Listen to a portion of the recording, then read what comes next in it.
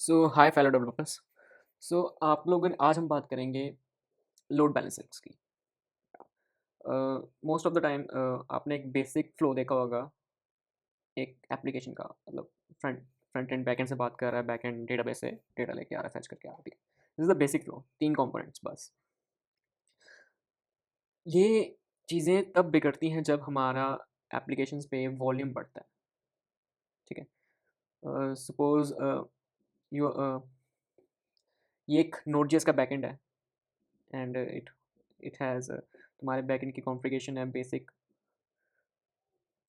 2 core CPU 2 core CPU, 8 GB RAM and 100 GB of space and bandwidth extra extra. ठीक है, तो अगर तुम्हारे नोड जेएस पे 10,000 15,000 व्यूज मतलब ट्रैफिक है, it will work fine decently. ठीक है, इतना कैपेबल है एक नोड जेएस सर्वर कि वो हैंडल कर सकेगा इसको। ठीक है, व्हाट इफ तुम्हारी एप्लीकेशन अगर वायरल हो जाती है और यहाँ पे मतलब एक दिन में मतलब एक दिन में कोई 30-40 हज़ार ट्रैफिक आ रहा है, रिक्वेस्ट आ रही है, then your server will explode. ठीक है, यहाँ तो तुम्हें अपनी सर्वर की कॉन्फ़िगरेशन बनानी पड़ेगी, उसको बोलते हैं हम vertical scaling. This is the one concept कि अगर तुम्हारा एप्लीकेशन पे ट्रैफिक बढ़ गया तो तुम अपने सर्वर की कॉन्फ़िगरेशन बढ़ा दोगे। 2 कोर से 4 कोर सीपीयू ले आओगे, 8 जीबी से 16 जीबी ले आओगे, स्पेस बढ़ा दोगे, एक्स्ट्रा बैंडविड्थ बढ़ा दोगे। ठीक है, अब वर्टिकल स्केलिंग कुछ हद तक का ही पॉसिबल है, मतलब you can't add 14 core CPU, 32 GB RAM, 100 GB of RAM, मतलब लिमिटेड तक ही पॉसिबल है। ठीक है, is a limitation of for your क्या बोलते हैं, एक फिजिकल कंप्यूटर को कुछ हद तक के लिए हम स्केल कर सकते हैं। ठीक है, एक सिंगल से। तो वहाँ पे बात आती है, अब नेक्स्ट बात आती है तुम्हारी दूसरी स्केलिंग की, बात आती है तुम्हारी हॉरिजॉन्टल स्केलिंग। एक होगी वर्टिकल स्केलिंग, देन ये हॉरिजॉन्टल स्केलिंग। ठीक है, हॉरिजॉन्टल स्केलिंग, वर्टिकल स्केलिंग। ठीक है, ओके। हॉरिजॉन्टल स्केलिंग में क्या होता है कि तुम अपनी सर्वर की कॉन्फ़िगरेशन बढ़ाने के बजाय तुम अपनी सर्वर की एक कॉपीज बना लेते हो। सपोज तूने आपने जो आपका सर्वर था, एक सर्वर था आपका इतनी कॉन्फ़िगरेशन का, दूसरा सर्वर आपका इतनी सेम इतनी कॉन्फ़िगरेशन, तीसरा भी सर्वर आपने कॉपी कर लिया इतनी कॉन्फ़िगरेशन का।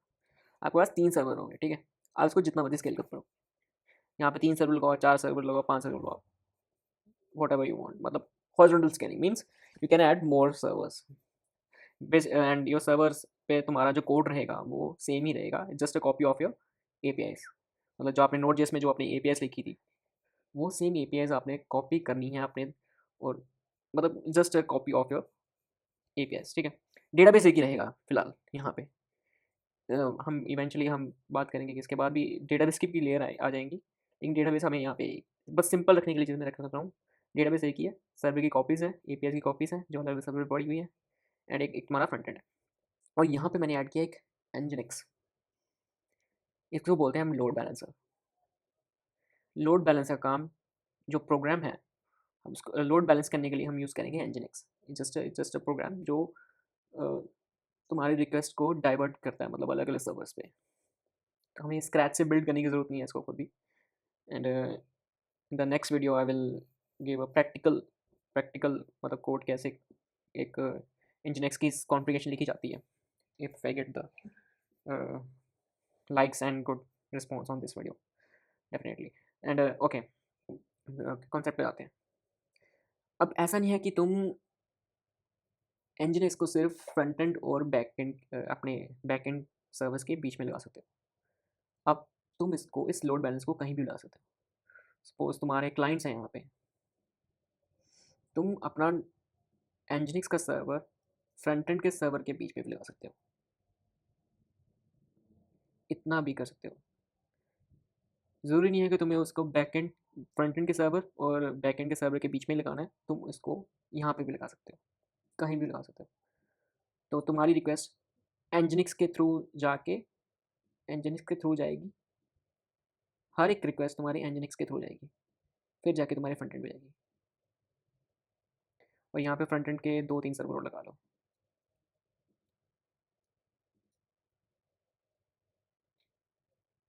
मतलब तुम्हारा क्लाइंट, सॉरी, तुम्हारा एक क्लाइंट है, वो एनजिनिक्स पे रिक्वेस्ट सेंड करेगा और एनजिनिक्स डिसाइड करेगा उसको कौन से फ्रंट एंड सर्वर पे भेजना है, जस्ट लाइक दैट।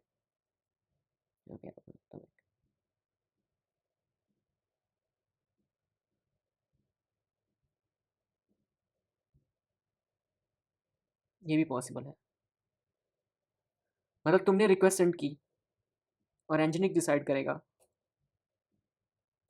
मतलब तुमने रिक्वेस्ट की, तुम्हारे क्लाइंट ने, जितने भी यूजर्स हैं, तुम्हारे क्लाइंट ने एक एनजिनिक्स को रिक्वेस्ट सेंड किया, एक लोड बैलेंसर को, और लोड बैलेंस डिसाइड करेगा तो उसको कौन से सर्वर पर सेंड करना है, कौन से वाले फ्रंट एंड सर्वर पे एक्सटेंड सेंड करना है। जहाँ पे लोड ज़्यादा होगा, जहाँ पे रिक्वेस्ट फुल हो जाएगी तो दूसरे सर्वर पे सेंड करेगा, यहाँ पे रिक्वेस्ट फुल हो जाएगी तो तीसरे सर्वर पे सेंड करेगा। ऐसे ऐसे काम चलेगा, मतलब this is the practical way.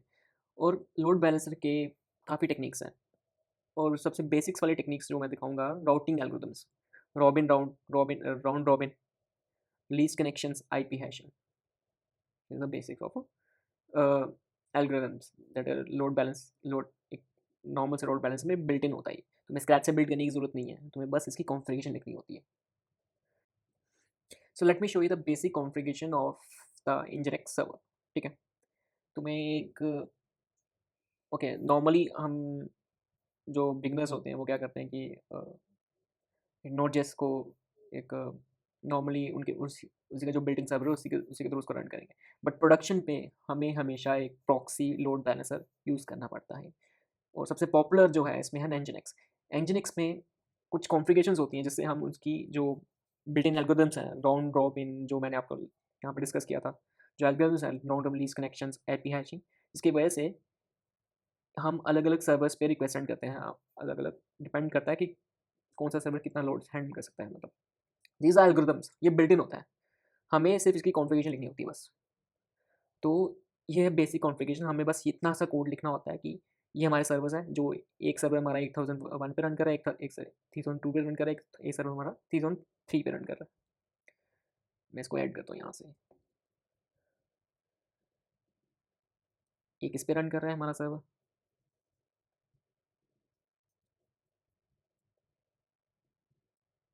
एक इस पोर्ट पे रन कर रहा है, और तीसरा इस पोर्ट पे रन कर रहा है। बेस्ड ऑन द कॉन्फ़िगरेशंस, जो यहाँ पे मैंने एक फाइल होती है, जब प्रैक्टिकल की बात आएगी तो मैं then show you how it will works. मतलब जो हमें सिर्फ बेसिक ये कॉन्फ़िगरेशन लिखनी पड़ती है बस, और थोड़ा बहुत एल्गोरिथम्स जो यहाँ पे मेंशन है इसकी डॉक्यूमेंटेशन में, हमें बस इनका यूज़ करके हम ये कॉन्फ़िगरेशन लिख के हम अलग अलग सर्वर पर रिक्वेस्ट सेंड कर सकते हैं। ठीक है, that's nginx will show the round robin every incoming request across the 3 Node.js serving running on the port, the blah blah blah. If you want to try this yourself, sign up 3 copies, spin up 3 copies of a simple express server on a different port, drop into the configuration, start nginx and refresh your browser. A few times you will see the response alternating between server if you log which port handles the request. Simple as that. This is the basic system design of building a scalable architecture, scalable web applications. और इसमें और भी कुछ layers होती हैं, I will talk about in next video. If I get a good response on this video, I will definitely make a practical video how can I use the nginx, and पूरा code भी लिख के दूंगा, मतलब how can I, and it will work in, I will use the Docker to run all this application. This is the more mature way of writing code. So okay, अगर ये small सी introduction तुम्हें अच्छी लगी, how to build of this system design, then definitely give a thumbs up and like and share and comment on this video. Thank you so much. Sign up.